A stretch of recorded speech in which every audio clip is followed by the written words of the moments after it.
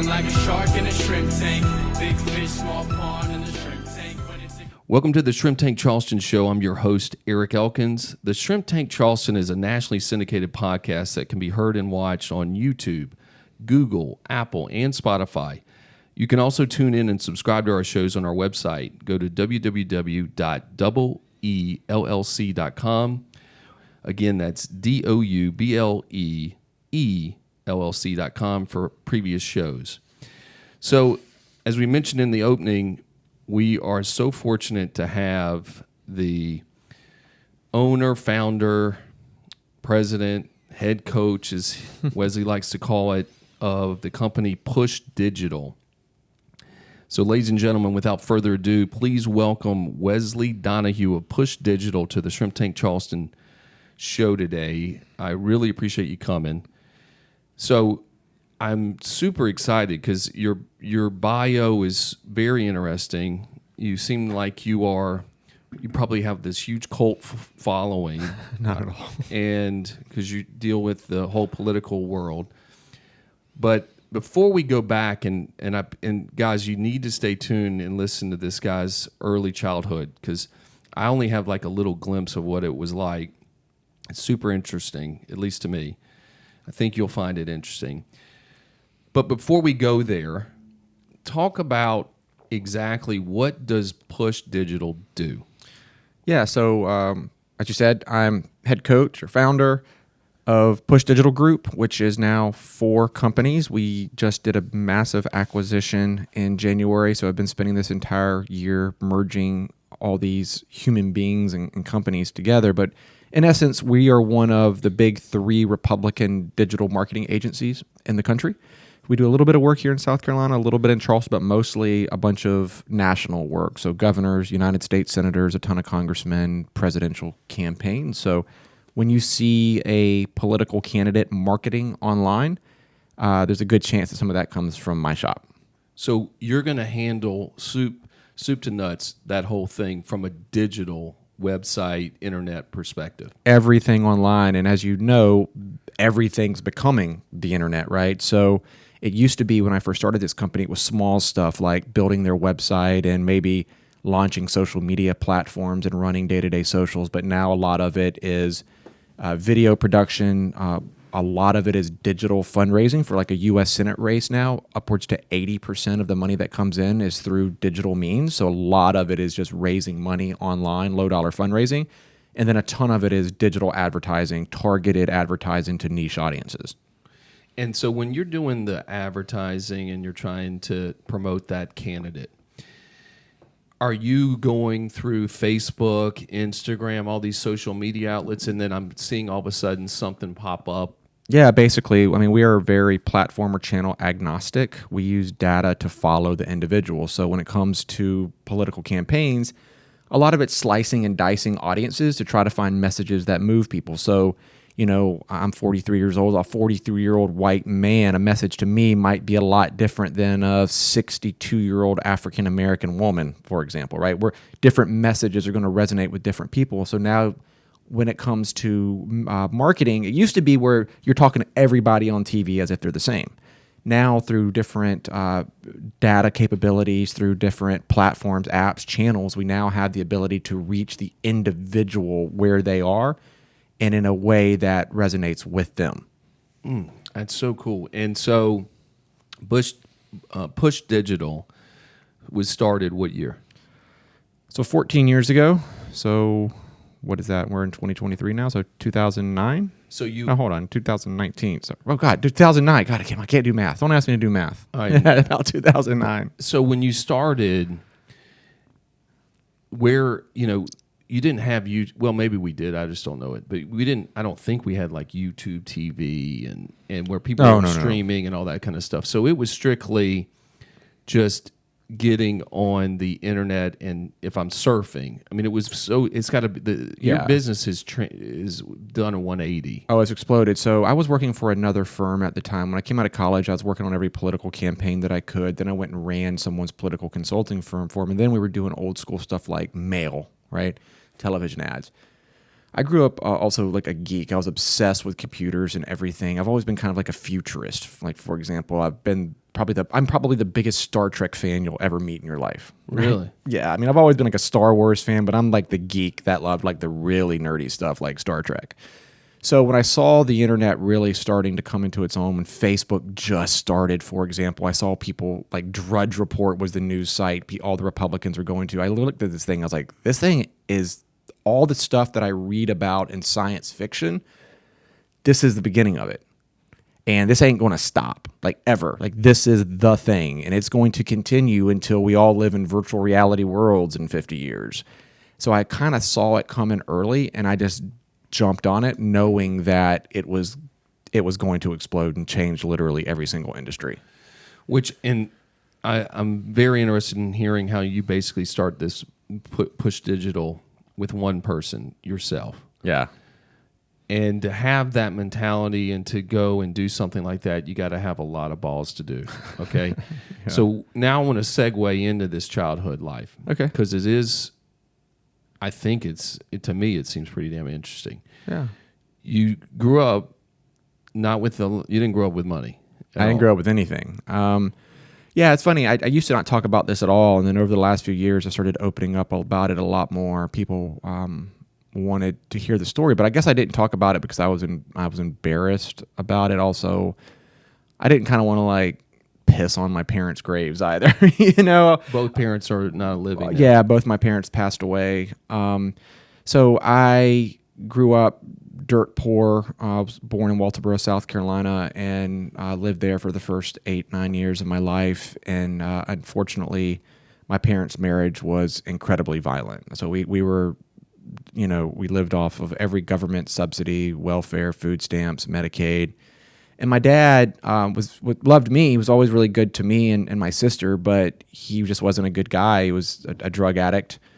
And beat the hell out of my mom all the time. Just very violent, to the point where me and my sister were constantly hiding under the bed when my mom was just getting literally her teeth knocked out of her head. And eventually she started fighting back too, would literally knock his teeth out of the bed. I remember one time where she had like a jar of quarters in her purse and she swung it around her head like David trying to fight Goliath and literally knocked him out. We thought he was dead, like just right up beside his head. Boom. It was insane. And there's many more kind of those stories. Once my dad beat my mom, put her in the trunk of her car, drove us down a dirt road, drug her out. Never was abusive to you and your sister? No, never abusive to us, except, now you look back at it, it was obviously emotionally abusive. I never considered myself abused until I became an adult and realized how screwed up in the head I am. And I'm like, oh, well, yeah, that's because I was emotionally abused growing up. Because, when you see your mom getting drugged out of a car by her hair, he put a shotgun in her mouth and was like, say goodbye to your mom. Is he high on drugs? He probably was. Later in life, my mom told me a story that I didn't remember of how, like, he sent me to the neighbor to, quote, buy sugar. But I was actually buying a bag of cocaine for him when I was, like, 6 years old. Yeah. So... there's a lot of stories like that. When my parents divorced and they were going through a custody battle, my dad really wanted custody. He put a gun in his mouth and told me, I was 8 years old, it's like, if you don't come and live with me, I'm going to kill myself. So it was very abusive. And then when my parents divorced and my mom kind of tried to run away from him by coming to North Charleston, that's kind of as far as she could get from Walterboro to North Charleston. If you're from here, it's not far, right? 45 minutes to an hour. And we lived off of Trano. In the apartment complex, Section 8 housing. We were one of maybe 3 or 4 white families in the area. And then she actually went to cosmetology school to learn how to cut hair so that she could try to get us off of, out of poverty, really. When you're growing up in North Charleston and you're a minority, yeah, everyone's black and you're the only white, are you getting abused, like kind of? Yeah, I remember one story where I got followed home from school and I got jumped. And this is a really weird story. I haven't never told this story publicly, but my mom was home and she was very religious, my mom. And she said, I was praying and God told me to get in my car and drive down this road. And my mom pulled up and saved me as I was getting jumped. Like, I was getting the shit kicked out of me just on the ground. My mom was the one that randomly just Really? came in and She just got that kind of. yeah, isn't that weird? Yeah. Yeah, bizarre. I know, but yeah, I mean, I was picked on a lot until I wasn't. I mean, until I just kind of became one of them. You know, basically. Did you ever get where you had so much anger that you just started, like, I don't want to say you became a bully, but where you just got, because you were watching so much stuff happening in your house? No, never like that. I never was a violent person, and you know, even when I was growing up in like a mostly black area, I just started playing basketball with them, and eventually I kind of became like their adopted white brother. I just, all my friends, I know there's a cliche, oh, I got a black friend. Well, all my friends were black. I mean, that's just the way I grew up. And, you know, eventually I just kind of fell into their culture and kind of, you know, I don't want to be one of those guys that say color doesn't exist, because it does. And I don't want to ever say like I was black, but they took me in as kind of one of their own, I guess, is basically what I'm saying. So and you go on, you went to Goose Creek. So then my mom remarries, and we got out of like Section 8 housing and off of like food stamps and welfare, but I would say we were like maybe upper low class into like still a poor area, but we weren't in like government housing anymore. And then I went to Goose Creek. I moved to Goose Creek and went to Westview Middle and then Goose Creek High School. Yeah. And so your mom, was your dad still in the picture? So my dad ends up going to jail for a little while, and becomes like a meth head. He would see us maybe once every year, call and check in, but we eventually completely lost touch with my dad. He remarried. You never went to did you go to prison? No. He moved to Fayetteville, North Carolina, remarried, beat the hell out of her. They got a divorce. He just became a meth addict. My dad eventually died in 2006-ish of cancer, but on his deathbed, I went and saw him, and the doctor told me it wasn't cancer that killed him, it was meth, because by the time he started as colon cancer, you know, like you've seen a picture of a meth head, and they're like all skin and bones, they have no hair, and they got big scabs and no teeth. That's what he looked like, right? So if your body's like that, by the time you get cancer, your body, there's nothing to fight the cancer. So, was that the first time you had seen your dad? No, I'd seen him. I invited him to my wedding. He didn't show up. And after he got the cancer diagnosis, before he was in the hospital, I took my wife by to meet him and like took some pictures. And that was the last time I had seen him healthy. And then he wasn't awake when I saw him in the hospital. So that was the last time I talked to him. We never like had the conversation about like, why the hell were you an asshole? But the sadder thing is my dad dies, and it didn't hit me that much, but my mom died before him. Because of all the beating, she started developing a degenerative back disease, and she became addicted to opioids. And, you know, now everybody talks about the opioid epidemic and fentanyl. My mom died of a lethal combination of fentanyl and Oxycontin, so an oxy and fentanyl accidental overdose in 2004. Did you know she was taking too much of it? Yeah, we knew she had a massive problem. In fact, I moved back from Columbia, where I was working on a U.S. Senate race. I moved back down here to run a state Senate race guy here named Chip Campson. Actually, I moved home to move in with my mom to take care of her. So we get Senator Campson elected. I moved back to Columbia to work on U.S. Senator Jim DeMint's race in 2004. And 3 weeks before the election, she had an overdose. Yeah. Yeah. Man, so this is where I'm going. I mean, like, this is a lot of shit to go through for the first 20 years of your life. Yeah.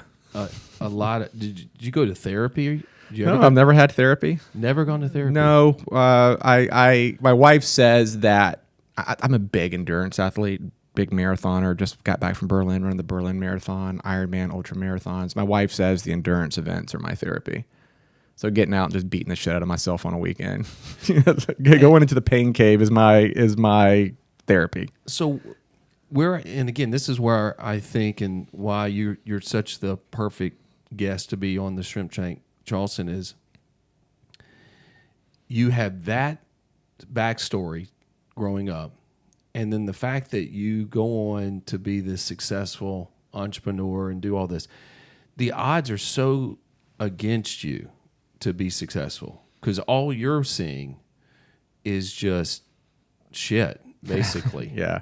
I mean, so what do you just think you had something genetically or hereditary or something? Like, why didn't you go and just kind of follow your dad's footsteps? And Well, I mean, first off, I've never wanted to be him. Like, even with my 3 little boys now, it's always like, how can I be the actual opposite of my father? But I just remember being in, like, I think it really hit me maybe like my 8th or 9th grade year. I remember things like watching, this is really cheesy, but I'll just say it anyway.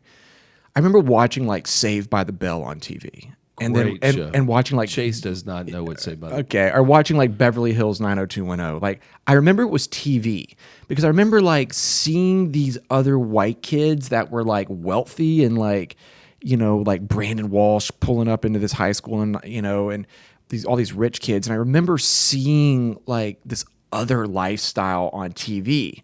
And I was always like, okay, I'm obviously, something's wrong here, that my lifestyle is completely different than what I'm seeing on TV. And I was also always obsessed. I grew up like a massive comic book fan and a massive like Star Trek fan and Star Wars fan. So I've always been in like this kind of geek mode. I was into like comic book heroes well before it became popular, right? So I always kind of had this view of the world, or like I was always a futurist looking at Star Trek, for example, thinking like, oh, this is what the future looks like. How do I like position myself there? There was always like something I was either reading or watching on TV that just made me realize that there was more to the world than what I was seeing.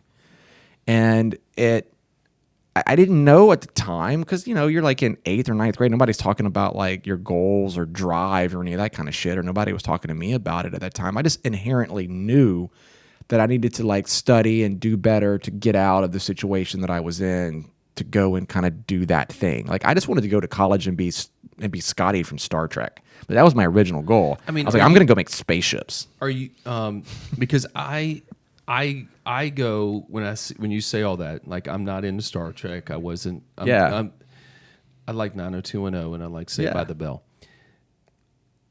Do you have a lot of friends in high school? Do you have girlfriends? Do you have? Yeah. No, I wasn't like that kind of nerd. I was like, to be real, I was the guy in all the honors and AP classes that also smoked pot with the popular kids, right? Like, so I like lived on that edge between like being a nerd and like being kind of one of the cool people. Also, my sister was very popular in school and hung out with all the cool kids, gotcha. Right? So yeah, I had. So you weren't just going home, going in your room and no.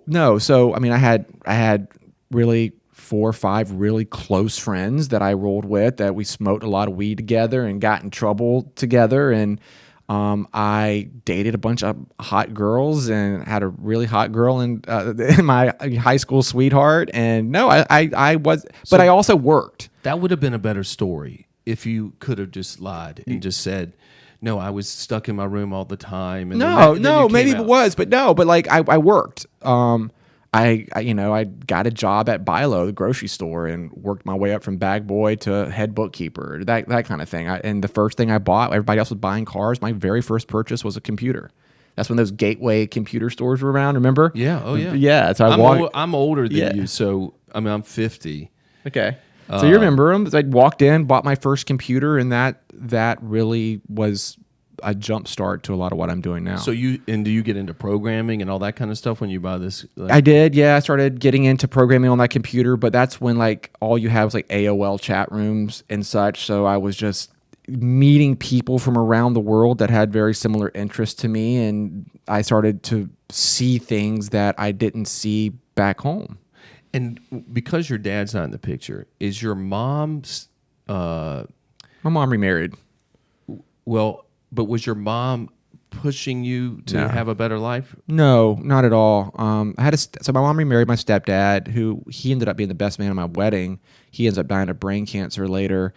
And he and I became close later, but in high school, you don't appreciate your stepdad, so we always just fought. He thought I was a little wuss that wouldn't go hunting with him, and and I thought he was just an asshole, but turns out he was a really cool guy that took care of me, and we became close later. My mom No, she just didn't care. Like, my mom wasn't hard on me. I had no rules. I had no curfew. Like, I got straight A's and was in all the honors and AP classes. So my mom just let me roll. Like, she was a lot harder on my little sister, but for me, I could just do whatever I want, whatever I wanted, because I never got arrested. I never got in real trouble. I never got in trouble at school. I brought home straight A's. Like, so my mom just didn't care. Wow. Yeah, I but mean, I still think it's a crazy story of where you are today and where you came from. It's just... yeah, I mean, I was poor in high school, but I started, I was out of Section 8 housing. I was out of the abuse.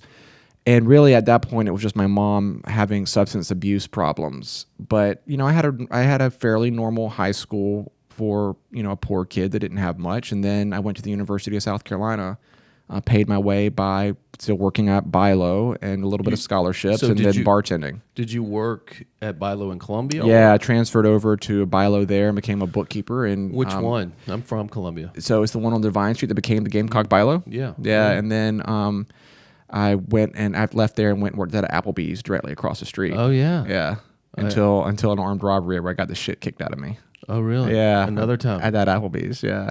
There's a Bojangles right there. Near right there too. Now there's a Whole Foods and everything. Yeah, that was before the Whole Foods, but it was that BILO and that Applebee's. Okay, so you go on to South Carolina because your mom's not going, go get an education. You're just going, I want to go to college. Yeah, she didn't know anything about it. Like, I remember she didn't go to college. No, I was my uncle. Her brother did. My uncle. But so I was only the second person ever in our family to go to college. But she did what she could to support what I wanted to do, but she didn't have the financial resources to help me go to college.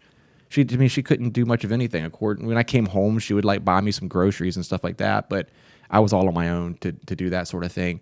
I remember one time where she and I went and met with my guidance counselor at Goose Creek High, and the guidance counselor looked me in the eye and was like, "You can't go to college. You just need to go to tech school. Plumbers make really good money." Looking back at it, they make really good money now. I should have just done that, but you could shit, limerick, right? God. But at the time, I was really upset, and that gave me even more drive to figure out how to do it. So it was just me like getting on the computer, figuring out how to get scholarships, and then I just knew I could also transfer to that BILO so I could at least have a job. What was that guidance counselor's name? I don't even remember. I think about it all the time. I went to Richland Northeast High School in Columbia. Yeah. And Ginger Foley, and I've never said this out there. She was the most beautiful. Oh, she was gorgeous. We all took her class just to stare at her. And she said to me, "You will amount to nothing. You will be a loser." Same thing. And I thank her because of what she said has always resonated, where I was like, I'm not going to be a loser. Yeah. And so, and I appreciate that she said it, just like I appreciate that guidance counselor said it, because you never know. Yeah. So mine didn't call me a loser, obviously. She knew I made really good grades. I always had the thought that maybe my mom had called her before to be like, "Hey, we don't have the money, so you need to convince Wesley to do something else." Really? Yeah. That was always, So I've always thought that. When you went to college, did you really get to enjoy, or are you just studying, working? Yeah, I did not have the best probably freshman and sophomore year of college like a lot of people did. I didn't party at all. I mean, I obviously drank back at the dorm and that kind of stuff, but I didn't have time to like rush a fraternity, for example, like everybody was. It was straight. I got out of class. I had a car. I drove to BILO. I drove back, and I studied. Yeah, and that was it every single day. And on the weekends, I even missed like home games on Saturdays. Like I am a freshman. I couldn't go to Gamecock games.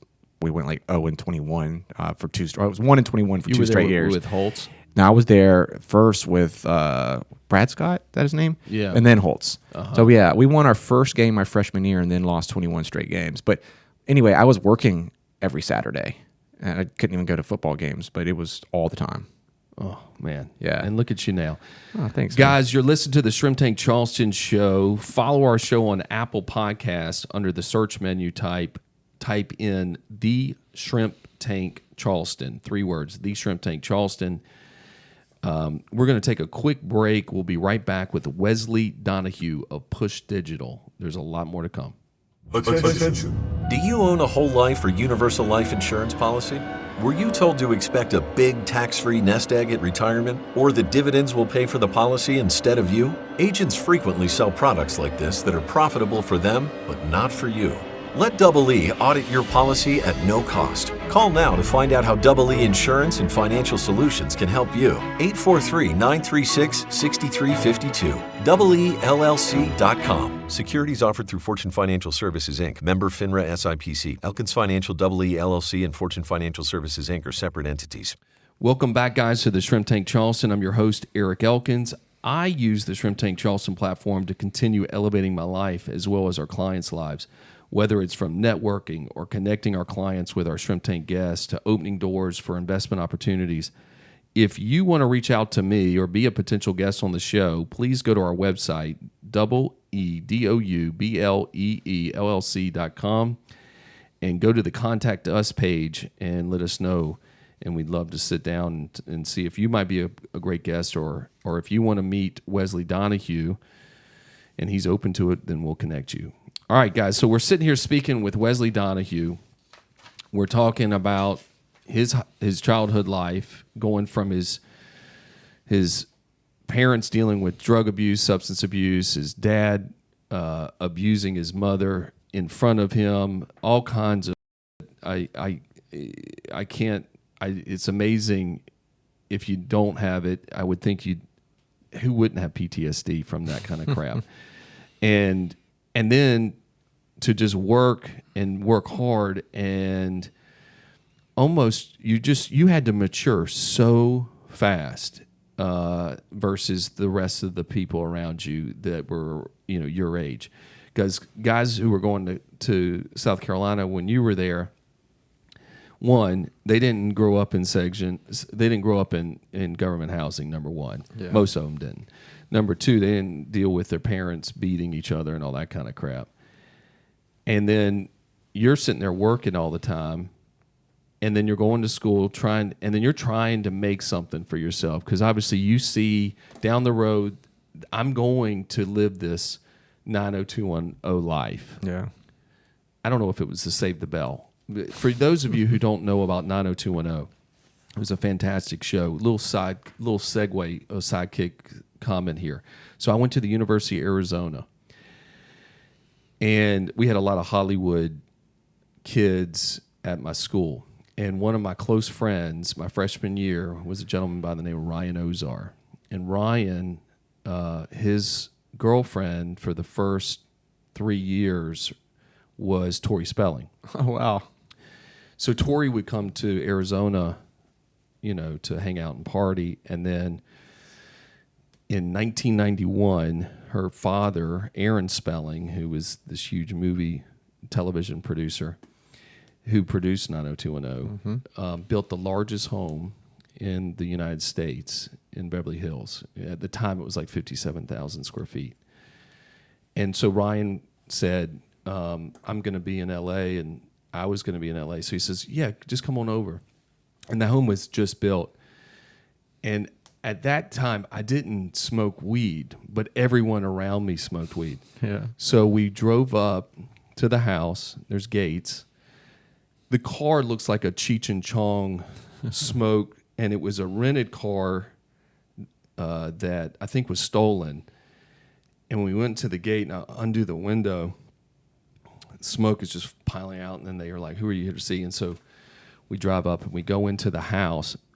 I'm with 3 other buddies of mine. They're so high. I think I became high because of being around them.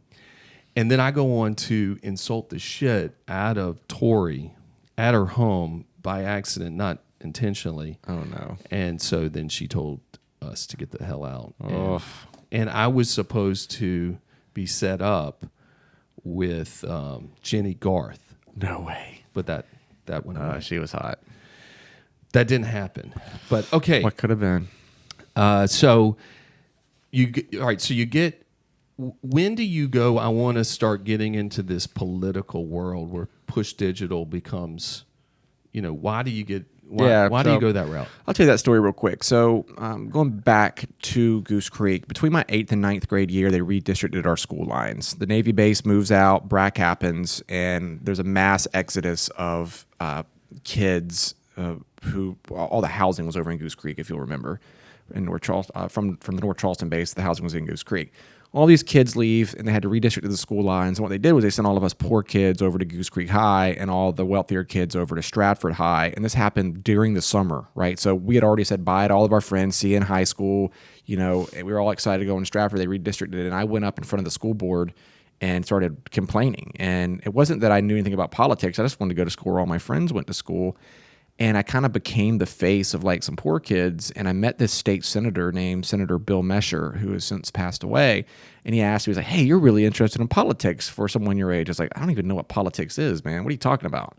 But anyway, he asked me if I want to come volunteer on his campaign, and I did. And he started paying me like $500 a month to put up signs. Then when I got to USC, I messaged him, I was like, hey, I'm going to become a student at USC. I hear that you guys hire assistants. So when I wasn't working at BILO, I became what's called a Senate page, which are like assistants in the State House. Well, as you know, because you're in Columbia, the University of South Carolina and the Capitol are basically on the same ground. So they touch each other, right? So I was able to jump from my dorm over to work in the state Senate. I went to school as an engineering major, but my eyes were opened up to this world I didn't know existed. Because when you grow up the way I did, you'd never heard of like lobbyists and staff, and there's like a whole industry around politics. There's not just elected officials, they have staff, so there's this huge bureaucracy, there's all these state agencies, there's lobbyists, there's political consultants, and there's the media. It's a whole industry around politics. I had no idea this existed. So I started meeting all these people, and what I really fell in love with was the campaign side of it. So I went to a college Republican meeting, started going to college Republicans, eventually became USC college Republican chairman, then I became South Carolina state chairman for college Republicans. Let me ask you this. Why I'm a little surprised you became a Republican. Yeah, I knew you were going to say that. Yeah, a lot of people are, because I grew up the way I did. Because to go back, I remember a conversation when I was a little boy with my dad, and I asked him, so before, when my parents separated, there was about, you asked me if I still saw them, my parents divorced when I was 8, and I would say from about 8 to 12, I still saw my dad.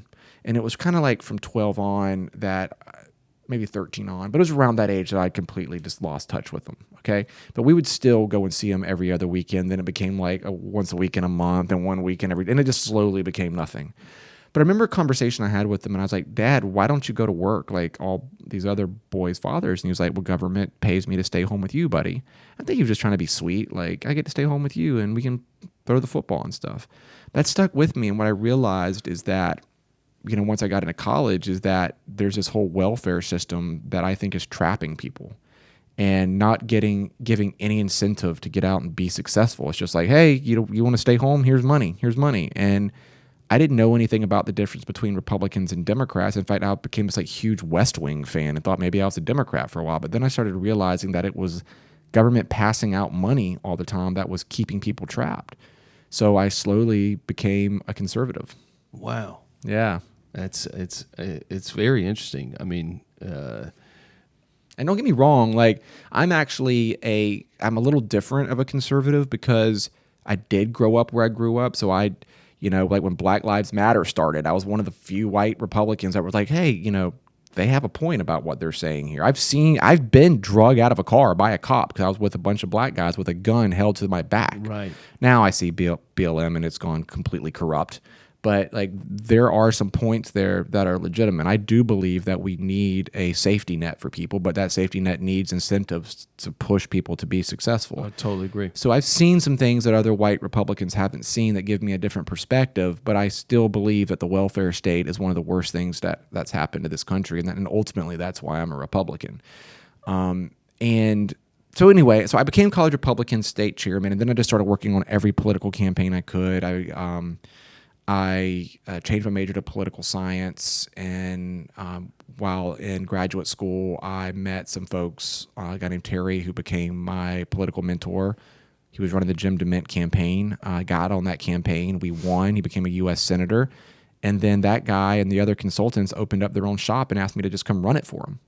And I did that for 5 years, and then maybe 6 years, and then eventually went out on my own. Really? And Yeah. so you're doing that in Columbia when you're doing, were you living in Columbia? I was, yeah. We moved back from Columbia to Charleston area about 9 years ago. Okay. And you meet your wife? I met her at a tanning bed at the University of South Carolina in 5 Points. Really? She was working at a tanning bed. I was dating another girl. We were going on spring break, and this girl told me that I was too white to go down to Florida. So I went to the tanning bed with her 4 or 5 times, and I remembered this beautiful girl. Me and that girl broke up, and then I started going to this tanning bed literally every day, where I was as dark as this black tablecloth here, because I just went every single day to see this girl. Really? Yeah. And does she feel the same way, or? No, she had a boyfriend. Yeah, she had a boyfriend, and I can't tell you the whole story because she'll kill me. But let's just say that well, anyway, one day she tells me to stop contacting her, and we lose touch for about 3 years. We became super close, best friends. We don't see each other for 2 or 3 years, and then whenever I told you the story of how I moved home to take care of my mom. Well, the first week when I moved home, I went to Wild Wings in North Charleston, and lo and behold, there was Elizabeth sitting in the Really? restaurant. And I went up to her, and I was like, "Wow, how are you? You know, how's Josh, your ex-boyfriend?" "Well, we just broke up 2 weeks ago." She and I went out, and we dated 3 months, got engaged, and got married 4 months after that. Really? Yeah. So I knew years in advance that she was going to be my wife. We've been married 18 years now. So is she from here? She's from Somerville. Yeah. Okay. Did she grow up with money, or? Yeah, her dad's a dentist. She grew up completely different than me. Her parents are still married. They weren't wealthy, you know, dentist incomes, but they what would you call a dentist? Like lower upper class, maybe. They weren't. Well, it just They weren't depends. stupid rich, but from my perspective, growing up the way I did, I would have called them uber rich. Yeah, like like do her parents go, "Be careful with this guy," knowing your parents passed, or like is any of that? I don't know. They've always treated me like gold. They've never treated me as trash. And I was dating her for maybe a month when my mom died. And because of, again, going back to what you witnessed on how to be in a relationship, because you're witnessing your parents for that period of time, do you just know, hey, I'm not going to treat a woman like this? And I guess, but I think it's just, I wouldn't treat anybody like that. Like, obviously I would never hit my wife, but it's not just about hitting your spouse, it's about hitting anybody, right? It's just like this violence in general. Like, look, I'm the kind of guy who's taken, mixed martial arts classes and taken a lot of active shooting classes. I always got a gun on me. I'm the kind of guy that believes that there is a time for violence, but that's typically in a response to violence. Not active, like beating people for no reason. And so, yeah, I don't think it's that I don't beat my wife because I saw my mom got beat. I don't beat my wife because people don't beat other people. No, but I mean, you just see a lot of history repeat itself. Yeah, I know. But at the same time, I'm just speculating here, but had your parents not been involved with drugs, maybe not. There was a lot of mental illness there too. My dad was diagnosed bipolar too. Okay, and wasn't medicated for it? No, he was. I think he was overly medicated for it. Man, look, I don't know why people do what they do. My dad, I'm not going to say it was drugs because I don't want to give him that excuse. I don't know what it was. He was mentally ill. He was a drug addict. Look, man, when I was growing up as a little boy, my dad was an assistant pastor in our church. Really? Yeah. I mean, it wasn't like I remember them having a happy marriage when I was little. I don't know what happened. I don't know what the trigger was. I don't have anybody to ask. I can't ask my mom now. My grandparents are dead. I guess I do have some aunts and uncles I could ask, but I never have. And your sister's younger, so she... Yeah, she doesn't remember. She had it harder than I did. Because she was younger. I mean, she's 2 years younger than me, 21 months. So as bad a time as I had, my sister was even smaller and less mature. How was she doing? She's doing great. She live here? She does, yeah. I'm proud of her. She actually just won a big award from the Red Cross last week for saving her husband who had a heart attack. Really? She was all over the news last week. It was really cool. Yeah, her husband just dropped in the kitchen and she went and performed CPR and saved him. And Really? yeah. So she's doing great. I'm proud of her. All right, so you go on, and then you get into this whole political arena. You're having a great time. This is meant for you to be in this world. What transpires for you to start Push Digital? So I was working for this other firm, and still to this day, the guy that I said was my mentor is one of my best friends and mentors. And but I just was like, they didn't believe that digital was the future. They weren't like futurists like I am. Like, you know, I think it was Steve Jobs who said like science fiction writers write the future, but the entrepreneurs create it. But if it wasn't for the science fiction writers, the entrepreneurs were never created. That's where they get their inspiration from. Elon Musk says all the time, he gets his inspiration from all these different, like Hitchhiker's Guide to the Galaxy, like from all these science fiction books and old movies. So I don't think they just had the view of the future the way that I always have, and they didn't believe in digital, and they didn't want me to do anything with it. So I said, look, if you're not going to go down this route, I believe in it so much that I'm just going to do it myself. So I just left a comfortable job. My wife was doing political fundraising at the time. I got her into that career, and she was making enough income to allow me to go take a $500 a month client and go. Really? And it was, for the first 2 years, it was tough. I mean, just paying our mortgage, buying groceries, it was tough. No kids, or you had? No, we didn't have kids at that time. We waited 10 years. Now we got 3 little boys, 4, 7, and 9. 5, 7, and 9, I think now. But they're awesome. Yeah. And so That's one piece of advice I have for budding entrepreneurs listening to this. Like, take the big risks early, because by the time you have kids, it makes risk a lot harder. Oh, yeah. True. And that's why we waited. And if you want to start a business, maybe even consider doing what we did. Wait 10 years or wait a little while. Because once you have those kids, like, everything in your life becomes about their future. And when you don't have kids, you're willing to risk the farm. Yeah, I always make the joke, don't have kids. Then you won't have any stress. Oh, You won't worry about nothing. oh, right. No, the entrepreneurship never brings any stress at all. Oh, no, not at all.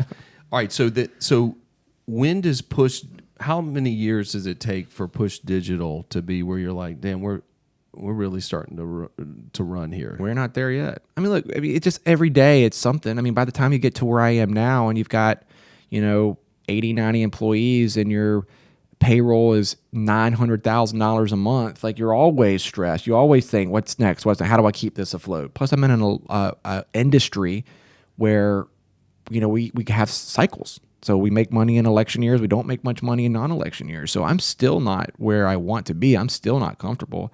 Personally, all my money goes into the company. I still don't take home nearly what I should as an entrepreneur, but I'm playing a long game. And I believe in the team I've built. I believe in the future of the industry. And I believe in the company. So I'm still, to this day, making bets. Now, they're not as big as I used to, because now I got 3 private schools to pay for, and I got a bigger mortgage. So I can't bet the farm like I used to, but I definitely still make pretty big risks that makes now me uncomfortable and my wife uncomfortable. Because you grew up with modest and low, the lifestyle was very low, and now you're in a totally different lifestyle. Do you pinch yourself going, I can't believe I'm all the time? I mean, dude, do you ever take it for granted? I definitely never take it for granted. No, but every time I pull into my house, it's not the ultimate house I want, but I'm still like, wow, this is a beautiful home. I see my gorgeous wife, my amazing kids. I bought a building down on East Bay in Calhoun, this 210-year-old historic building, and every time I walk into work, I'm like, holy shit, I own this building. It's super cool, man. I drive a brand new Defender. I never thought I'd have a car in my life. Yeah, so like, my point is, I'm not bragging, because I don't. No, I think you should, but I don't, because I still don't take home a lot of money. I keep it in the company, but my point is, I have just enough to where I look at it and I'm like, I can't believe that I have any of this. Really, that's not the thing. The thing I'm most proud of is not like monetary stuff. It's it's the races, like, flying my entire family to Berlin and staying for, seeing my kids seeing me cross the finish line 3 weeks ago at the Berlin Marathon, and then me being able to take my kids to Oktoberfest, and we're in a big drunk tent. My kids are dancing on the tables with everybody else. That's what gets me. It's not the house or the car or the building. It's being able to take my kids around the world. I never got on an airplane until I was 21 years old. Now I'm flying my kids to Berlin, and that to me is the cool thing, man. Well, I would think, Wesley, in your business, and you're sitting there working with all these politicians, and a lot of these politicians that you probably have worked with, they don't have your story. Okay, a lot. There's probably, I'm going to say, 50% of them came from something, came from money. Most of them. And But look, locally, I mean, I'm very close with our Congresswoman, Nancy Mace. I mean, she comes from, not good means. She had to become a Waffle House waitress. She dropped out of high school. She's talked about her rape story. So yeah, most of these big U.S. senators, presidential candidates come from something. But Tim Scott, who's not a client but a friend, a U.S. senator running for president, he doesn't come from anything. He comes from almost the same place I do in North Charleston. So yeah, you're right. The super majority of them come from something. But even if you look locally, the two most prominent politicians here locally come from not very much. yeah, well, We should be proud of that here in Charleston. Well, I would just think sometimes it'd be hard for you to go, God, these guys are, you're around a lot of money. Yeah. And you're around guys who are like, you. For me, I'm just being in your shoes. I would be like, oh, this guy's fucking complaining about this. I mean, seriously. Oh, all the time. And yeah, it's not just clients though. It's just people in general. Oh, just get on the internet, man. And I'm like, you see people bitching on Instagram about the stupidest stuff, and I'm like, how entitled have we all become that our problems are what like people post on Instagram or Twitter? I'm like, really? That's your problem? Because you should see the problems that I've gone through or that other people in this world are going through. I mean, but it's not just me, man. You look and see what's happening in the Ukraine, and you see this poor girl that was, found out yesterday that she is dead. She was beheaded after going to a music festival. This beautiful girl that was kidnapped by Hamas and tortured and beheaded.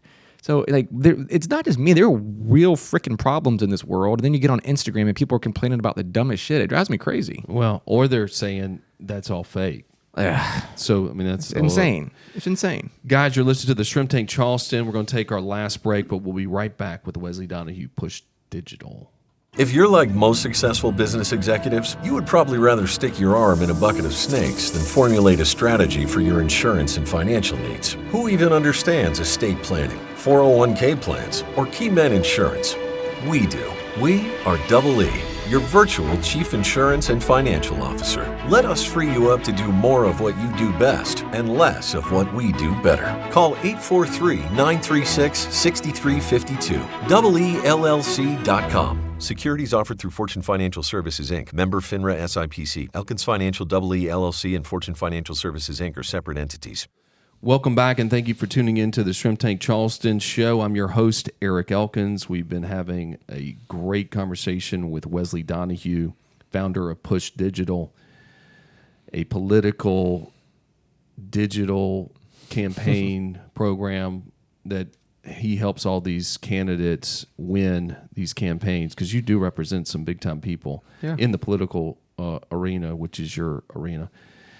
And we were sitting here talking about, how fortunate where you came from versus where you are now, and what Push Digital brings to not only you but all these other families that that company's helping to support, plus the benefits and the gifts that your kids are getting out of it, plus you get out of watching the joy that your family's getting to go across, travel the world and all that kind of stuff. Let's talk about Push Digital a little more. Yeah. Because your business is really at the kind of the top of the mountain right now, because we got a presidential election coming. You're handling some of the guys running for president, is that correct? Yeah, I'm an advisor, digital strategist. We do all the digital for Vivek Ramaswamy's presidential campaign. Okay, so let's talk about Vivek. Is it? Yeah, Vivek. Vivek. Vivek, like cake. This guy generated a lot of momentum, especially after that first debate. And I know he's still in these conversations a lot. But realistically, no, I'm not making you say this, but realistically, it's like if Trump is not running, no one's. It's a long shot for everybody.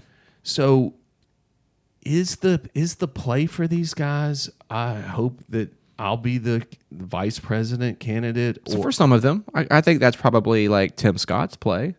I don't think it's Vivek's play. I mean, Vivek's got staying power. He's gone up in the polls, he's gone down in the polls, he's gone back up in the polls. I mean, that's just the way this goes. But if you have staying power, you can ride the waves, and he's got the motivation. I mean, you see how young he is and how wealthy he is. This guy's a hustler. I mean, he balls out, man. The guy works around the clock, but he's also got the money to where he can stay in as long as he wants to. So, there's a lot going on with Donald Trump right now, and there's all these legal fights, so people are paying attention to those. So nobody knows, man. But like, politics is insane. Like, everybody says Donald Trump's going to be the nominee, but guys, I've seen really crazy things. And like, look, who would have thought that McCarthy would have got ousted? We wouldn't have a speaker for 3 weeks, and then Mike Johnson would become speaker. Would you have ever put money on any of that happening? Crazy things happen in politics, so who knows? But I think whoever just stays in the longest is going to benefit the most. Well, so help someone like this, the naive, ignorant me. All these candidates, all this money, whether they're campaigning and trying to get the funding for it, or they're putting their own money like he is, or a combination of both.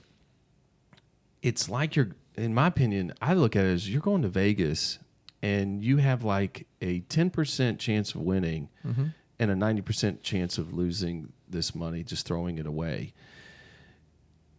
Is it just that's fine, I don't really care? Because I don't but what is the win for a lot of these candidates when Well, you got to first off, don't forget that Donald Trump was pulling out 1% when he first came in, and everybody was making fun of him, and he was a long shot and playing, definitely against the odds in Vegas. But look, a lot of these guys are trying to build a name for themselves for 4 years from now, because that's going to be here before you know it. Some of them might be making a VP play. Some of them might actually think Trump isn't going to make it all the way. So there are different lines of thought here.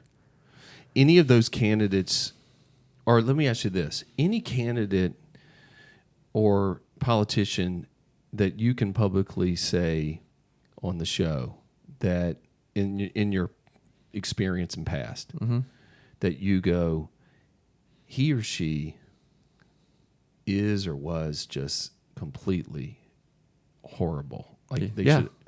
100%. Can you name those people? I can name one of them right now. Go ahead. Herschel Walker. And y'all We did his campaign. Yeah, he was a horrible candidate. And so everybody knows that now. Like I'm not talking smack. Name one person that would ever say, like, looking back at it now, who would say that Herschel Walker was a good candidate? I mean, I see your Georgia Bulldog sitting over there on your desk. Well, that my parents went to Georgia. Did they? I pull for them, but that's not saying he's anything. the best college running back I have ever seen. Of course, he's probably the best college running back. And had he gone to the NFL instead of Trump's, other league, he probably would have been top 3 in the NFL too. But look, I'm not saying anything about Herschel Walker personally. I'm just saying he wasn't a good candidate. So when you say that though, and he was a client, yeah,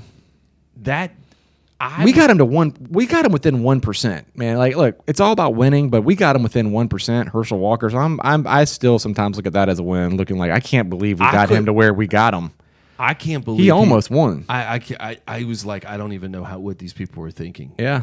So hats off to you. Obviously, that's why you should, if you're thinking about running for anything in the political arena, you should use Push Digital. We can get Herschel Walker within 1% of the U.S. Senate. That should be your commercial, basically. But you don't worry about that because he was a previous client? No, it's just look, in the beginning, the narrative changes. Right? There were some things that we just didn't know in the beginning of that race, and I'm not going to get into the middle of it because I don't want this podcast to become like a whole thing that gets used against me in the future. But everybody knows in that campaign that stuff came out that we didn't know about in the beginning. And things change. We started working with him almost a year and a half before the November election. Like, we just didn't know some things, and that's public information now. I'm not giving you anything that's private. I'm not giving you behind the scenes or leaking out confidential information. Read the news articles. There was obviously things that came out that weren't out in the beginning of that campaign that nobody knew about that absolutely devastated him. And we, at the beginning of that campaign, absolutely thought he was a great candidate. Yeah. All right. So is there a candidate that you go, or a politician you've been around throughout your career that you're just like, he or she is or was just so impressive? Like, There are people I meet all the time. Like, because I see a lot of politicians that I'm like, it's almost like I've met a lot of coaches, I've met a lot of politicians, and we a lot of times put these people on this huge pedestal, and I'm like, this person is nothing. Like, this person does nothing for me. Yeah, but I meet people all the time that I think are just impressive human beings or just good people, both locally and nationally. But like, give me one that comes to mind that you're like, I'm just so impressed with this person. We're doing a campaign in Montana right now for a guy running for U.S. Senate named Tim Sheehy, who, veteran, entrepreneur, young. The guy looks like Captain America. I mean, beautiful family. He's just an impressive guy. You meet Vivek Ramaswamy, and you talk to entrepreneurs all the time. That guy's brilliant. I've never met a person as smart as Vivek Ramaswamy, and I can't believe his age. The guy is absolutely brilliant and will run. Like, I think I am the hardest worker I've ever met until I met this guy. Like, this guy will run circles around the hardest workers I've ever met. He is stupid impressive. It's crazy. And when you're dealing with these guys, you're personally having a lot of dialect with these guys, or is it more your team now? Mostly my team, like on the Sheehy campaign, but Vivek, there's been a lot of direct dialogue on that one. People locally like Nancy Mace, I'm literally texting with while we're doing this podcast right now. Senator Lindsey Graham, all your Republican state senators here are guys that I'm, the majority leader Shane Massey, we're on the phone this morning. I mean, a lot of these guys, it's me directly, but some of the ones nationally, I mean, I've got a team of, whatever it is these days, 80, 90, almost 100 people. Like, we're constantly hiring. We're hiring like 7 people this week, so I don't even know what the number is, but they're talking to people all the time. Really? Like the Speaker of the House is a client now, Mike Johnson, but I've never talked to him. So that's how.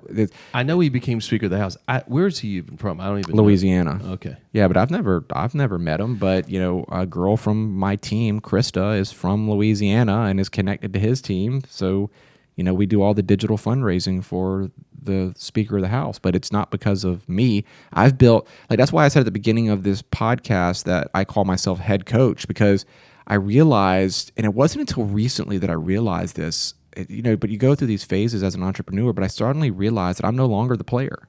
And my little kids in boxing. That's hats off to you. You because you're building enterprise value when you're not the guy that they have to have in the meetings. So my 7-year-old's into boxing, and he's actually really good. You do not want to get hit by his right hook. But I went to a local fight with him a few weeks ago, and I saw his coach on the outside of the ring, yelling at the fighter. And I immediately texted my managing partner in my company. I said, it wasn't until this moment that I realized I'm no longer the fighter. I'm the coach. So what I'm doing now is just building out a team that I can coach, and they're all over the country pitching U.S. senators, congressmen. We've probably got 20 congressmen that I've never even heard of, don't even know their name. Because my team, I built a team of leaders who can just do the work, and they're awesome. 2 questions. On when I want to hire you, what is the average? Give me just the ballpark number of what it costs for me to be a client of Push Digital. And I can't do that because, look, Lindsey Graham in his last race cost $100 million. Now, if you run for state, just on your side, or no, but 80% of that was raised by my side, and he probably spent, you can look at his FEC reports, but over $10 million on digital advertising. If you run for U.S. state senate right here, you probably need to raise closer to $300,000 to $400,000. Congress, you'll probably need to raise closer to $5 million here. So it really depends on the level, depends upon the state. It also depends on the prominence of your race. So this cycle, Montana is going to be the biggest U.S. Senate race, followed by probably Wisconsin, Ohio, Arizona. Like those races are going to have tens of millions of dollars flowing into them. Each one of those races is probably going to be $100 million race on each side, making it closer to like a $250 million race. It's kind of bad that you're having to. That it's good for you, but it's also kind of bad that it costs that. That's the kind of money you have to do. Oh, they're getting more expensive. But the good thing, though, I will say, yes, it's bad that money plays such a role. But what I do like about it now is that the super majority of that money is coming in from low dollar, meaning digital. So it's normal people funding these campaigns, where it used to be that the campaigns were solely done by like rich people and corporations. Like when you look at back to Lindsey Graham or Herschel Walker, 80% of those dollars were raised by the low dollar donors. And we're talking $5 or $10 at a time. Those are just normal people. And I think that's what this democracy is supposed to be about. Maybe not that much money, but this is definitely the democratization of politics when they're being funded by $5, $10, $15, $20 donations. All right, I know you got a hard stop. It's Halloween, ladies and gentlemen. It will be past Halloween when you watch this. But and my kids, we got a great costume, so I got to go get dressed. All right, so we had some questions from our subscribers. Cool. So I want to go there, and I might add one. Yeah. To it. First, Marcus from Fort Mill, South Carolina. Who will be our next president of the United States? Oh, geez, Vivek Ramaswamy. Okay. Like it's gonna be very hard to beat Donald Trump. Granted, if he makes it all the way, it's gonna be hard to beat Donald Trump, and Joe Biden has to be done. So like anybody would put their smart money on Donald Trump right now, but don't count Vivek out. He's a baller. All right, Gloria from Washington, D.C. Who is a potential or current politician that you see will be a shining star in the next 5 years? Keep your eye on this guy. None of y'all have ever heard of him, but Tim Sheehy out of Montana. This is the guy I talked about earlier. He's running for United States Senate, and he is incredibly, incredibly impressive. Tim Sheehy. Take a look at him. You've never heard of him now, but once you do, you're going to be hooked. He's impressive. Tim, you owe me a lot of money because after this gets publicized, your numbers will I know. go I crazy. wonder how many subscribers you have in Montana. Well, one of my close friends, he lives here, is from Montana. The guy he was on the show, Tanner Sutton, who started Free Fly. Awesome. All right. Pete from Franklin, Tennessee. What politician were you most impressed with but didn't win? Holy crap. Man, you should have gave me these questions beforehand. I don't know. Pass. I'll think on that one, and we'll have to come back to it. That one's really tough. Gary from Highland Park, Illinois. What common trait do you see with your clients, if any? Why do they run? Why haven't you? And also, why haven't you wanted to run? First off, I like to be the guy behind the scenes, and also, why should I'm just a single person? I can touch right now. I can call multiple Congress people, U.S. senators, state senators. I mean, I could in the job I have. I actually have more influence because I got a wider net. I could touch a lot of people right now instead of it spending all my time just being a single person. Also, I like being the guy behind the camera because I like to be able to say what I want to say, run my mouth. I don't give a shit. The real answer is I don't give a shit what people think about me. And you can't be a politician and think that. I don't want to be beholden to anyone. I just, like I'm doing this council race right now where this guy's getting attacked for not responding to phone calls from constituents, and I'm like, really? Like I would never take that criticism well. Like, oh, I don't return your call. Oh, well, I'm sorry. Right. But a politician can't do that. Yeah, No, and like, that's hey, who the hell are you that I didn't call you back? well, but a and politician. That brings up a question I want to ask you. But is there a common trait about these people? To be honest with you, most politicians get a bad rap, and that's because most people are hyper focused on your national races. But you got to remember, there are over, what is it like? God, I can't even here in South Carolina, but there's thousands and thousands of races just here in this state. The majority of these people are running for the right reasons. Like you look at your city council, town council, mayors, state senators, state house members, even your Congress. Like these people are all mostly running for the right reasons. They're not all like Nancy Pelosi people trying to get rich. Okay.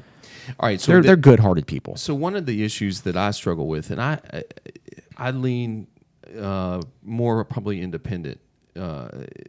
I would say there's things where I end up being more Republican, and then vice versa. I'll like something that's on the Democratic side. But one of the biggest issues, and I feel like a lot of people maybe have this same thing, is there's so much, I call it confirmation bias, where I'm not voting for Trump.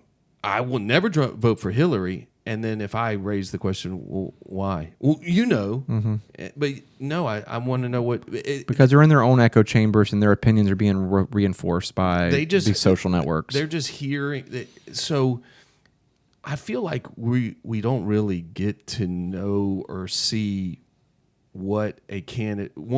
I feel like the candidates have to say, this is what I'm going to do when I get in office. I'm going to do these 50 things, which they won't be able to get. All probably maybe 49 will not get done. Maybe one will.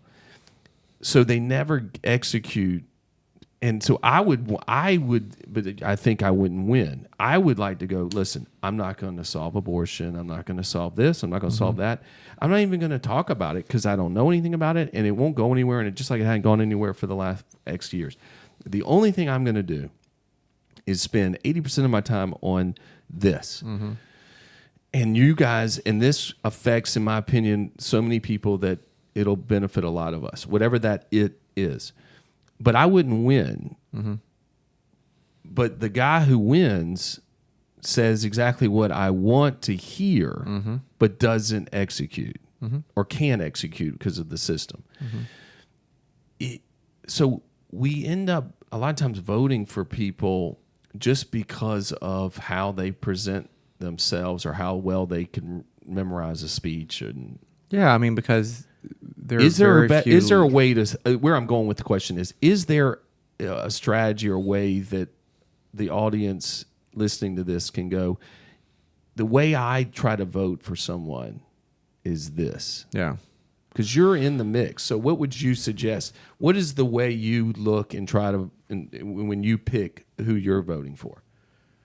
Well, I don't ever look at it as this person has to agree with me on 100% of issues. That drives me crazy that we've got these litmus tests now of what is a conservative and what is a liberal, because I think that the definitions of those things change throughout time. I try to look for a person that's mostly in line with me ideologically, but has the nuts. And I don't mean that from a gender standpoint, because look at Nancy Mace. That woman doesn't give a shit. I want someone who's got the nuts to speak their mind and actually lead. You know, you look at Donald Trump and you talk to the normal person and they say, oh, I don't want my politician to be a robot. You know, I want people to speak their mind and tell us and be transparent. But then you got people saying, oh, well, Donald Trump doesn't act like a politician and runs his mouth too much and just says the wrong things. Well, you can't have it both ways. What is it that you want? Like, do you want the guy that's just honest and transparent and tells you what's on your mind, or do you want a robot that's just going to recite the polls and tell you what you want to hear? And I think that's not really for the elected official to decide. Like, everybody's got to look into their own heart and say, like, really, what is it that I want? And for me, I just want someone with courage who's willing to buck the system and not just go along with the establishment because that's what the establishment says you should do. The problem is these guys get elected and they're surrounded by so much power and so much money and so much influence that very few people have the balls to stand up and not be swayed by that. That's why I'm so impressed by Nancy Mace right here. Like, you might not have agreed with her vote to oust the speaker, but damn, that took a lot of courage to be one of only 8 Republicans to say, screw the elite, I'm going to do what I want to do. That's pretty ballsy. Those are the kind of people I like. Lindsey Graham, like, I love that guy because he might piss off some conservatives sometime, but he ain't afraid to do so. That's what we need more. We need more politicians that just aren't afraid to piss people off. I think, and I don't think it's because I live in South Carolina, I think it's incredible that if you had to go around the country and say, name people that are in politics outside of the president. Yeah. I think South Carolina, for sure, is the number one ranked. Yeah. They can name Lindsey Graham, Tim Scott, Nancy Mace, Nikki Haley right off the top of their heads. Yeah. Yeah, isn't it crazy? It's like it's like when University of South Carolina used to be called the D-back University. this is kind of like Politic University. Yeah. And before that, it was like Fritz Hollings and Strom Thurmond. Yeah. Why is that? Is it We're just crazy people down here. maybe it's Push Digital does such a good job? Yeah, we just make them different down here. Wesley, great show. I could keep talking, but it's Halloween. My boys are trying out for basketball, so Nice. I don't have that whole thing, and they're a little bit older than yours. So, but unbelievable story, man. I could talk to you more. I really am very appreciative, grateful that you came on the show. You're very just blunt about things. You didn't hold things back, and you have a great story. It's a great company. By the way, Wesley wrote a book. Hold on. Yeah, it's called Under Fire. Under Fire, 13 Rules for Surviving Cancel Culture. Yeah. Surviving cancel culture. We didn't get into my SeaWorld story and how Push helped save SeaWorld, but a lot of the book's about corporations who step in a giant pile of political PR mess and how we help save them. That's what the book's about. Were you involved with Budweiser? No, I wish I was. Could have made some money off that one. Yeah, they should have called you. Really? All right, great show today. I hope you enjoyed this episode. Please check out our previous episodes on the various podcast channels and follow the show. If you're a visual person, watch the interviews on our YouTube channel. You can see how handsome Wesley Donehue is. Was Phil Donehue your father, the talk show host? Not at all. Everybody used to ask that. Nobody does anymore because nobody remembers who he was. I would love to connect with my listeners, so please follow us on Instagram. My handle is _E_LLC. Or we have the Shrimp Tank, Charleston, Eric Elkins is my name, and I'm on LinkedIn, Facebook, all that kind of stuff. If you or your company would like to have conversations about retirement, employee benefits, protecting assets, executive compensation plans, just to name a few, then reach out to our sponsor, Double E Insurance and Financial Solutions at service@EELLC.com. There's 2 E's in the middle. Or reach out by going to the Double E website. We'd love to hear from you. Again, www.EELLC.com. Lastly, if you think you know of someone that is just a touch or a point like Wesley Donehue, just any kind of mirror of this gentleman, and making an impact in the community or in the world, we'd love for you to come on and be a guest, tell your story. Please contact our producer, Kristen Kilman, at kk@EELLC.com. I'm Eric Elkins, and focus on being a 1%er. If you don't know what a 1%er is, it's someone that does 99% of what people won't do. See you later. Thank you, Wesley. Enjoyed it. I've been feeling like a shark in a shrimp tank. Big fish, small pond in the shrimp tank. Welcome to the Shrimp Tank Charleston Show. I'm your host, Eric Elkins, but in real life, I'm an entrepreneur and founder of Double E Insurance and Financial Solutions. Double E helps individuals and companies navigate through their financial insurance portfolios. Double E provides clients an entertaining and unique experience. The Shrimp Tank Charleston Show allows us the opportunity to interview and learn from the brightest entrepreneurs and leaders around. We dive into their journey and discover what drove them to become so successful. We will make sure we get out of them not only the wins, but also the losses that they have had on their journey. We are a nationally syndicated podcast that can be heard and watched on YouTube, Google, Apple, Facebook, LinkedIn, Instagram, Spotify, and iHeartRadio. You can also tune in and subscribe to our shows on our website, shrimptankpodcast.com/Charleston, or check us out on the Double E website, EELLC.com.